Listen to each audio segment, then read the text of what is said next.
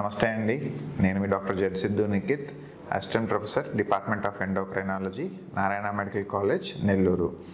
ఈరోజు నేను మీ ముందుకు ప్రపంచ మధుమేహ దినోత్సవం అంటే వరల్డ్ డయాబెటీస్ డే సందర్భంగా మీతో కొన్ని విషయాలని పంచుకోవాలనుకుంటున్నాను. దీన్ని ప్రతి ఏటా మనము నవంబర్ 14న జరుపుకుంటూ ఉంటాము. ఇది WHO వాళ్ళు, ఇంటర్నేషనల్ డయాబెటిక్ ఫెడరేషన్ వాళ్ళు కలిసి 1991లో దీనిని ప్రారంభించారు. ఎందుకు మనము ఈ నవంబర్ 14నే మనం దీన్ని ఎంచుకున్నాము అంటే, మన ఇన్సులిన్ని ప్యూరిఫై చేసి తయారు చేసి ఉత్పత్తి చేసిన సైంటిస్టులు బ్యాంటింగ్ అండ్ బెస్ట్, వీళ్ళలో సర్ ఫ్రెడరిక్ బ్యాంటింగ్ యొక్క బర్త్డేనే పుట్టినరోజున మనము ప్రపంచ మధుమేహ దినోత్సవంగా నవంబర్ 14న జరుపుకుంటూ ఉన్నాము.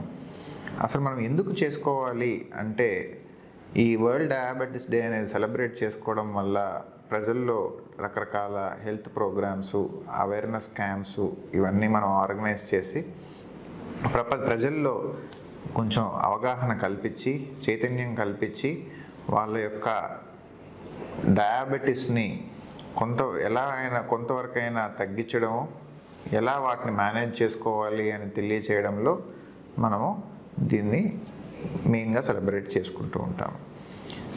ఈ ఇయర్ యొక్క థీమ్ ఏంటి అంటే, డయాబెటీస్ అక్రాస్ లైఫ్ స్టేజెస్.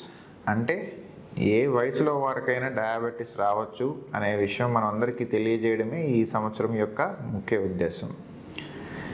ఏంటి మన మెయిన్ గోల్స్ ఏంటి అంటే, ఈ సంవత్సరానికి గాను ఈ డయాబెటీస్ గురించి, దీని లక్షణాల గురించి, దీని వల్ల వచ్చే కాంప్లికేషన్స్ గురించి, అవి రాకుండా ఎలా జాగ్రత్తలు తీసుకోవాలి, ఎలా మనం మందులు వాడాలి, ఆహారం ఎలా తీసుకోవాలి, ఇలాంటివన్నిటి గురించి మనం ప్రజల్లో అవగాహన కల్పించి, డయాబెటీస్ ఉండి తెలుసుకోలేకుండా ఉండేవాళ్ళు, అంటే మనకి ఎలాంటి లక్షణాలు వస్తాయో తెలియకుండా ఉండే వాళ్ళందరిలో కూడా మనం వాళ్ళు పరీక్షలు చేయించుకునేలాగా చేసి, వాళ్ళని హాస్పిటల్కి కానీ ఎక్కడికైనా మన డాక్టర్ దగ్గరికి కానీ తీసుకువెళ్ళి మందులు మొదలుపెట్టించి, వాళ్ళకి ఫ్యూచర్లో కిడ్నీ సమస్యలు కానీ, కంటి సమస్యలు కానీ, పక్షవాతాలు, గుండెపోట్లు, కాళ్ళలో పుండ్లు కానీ ఇలాంటివి రాకుండా ఉండాలి అంటే ఏం చేయాలో అవగాహన కల్పించి, మనము ఈ సొసైటీలో తెలియకుండా షుగర్తో బాధపడుతున్న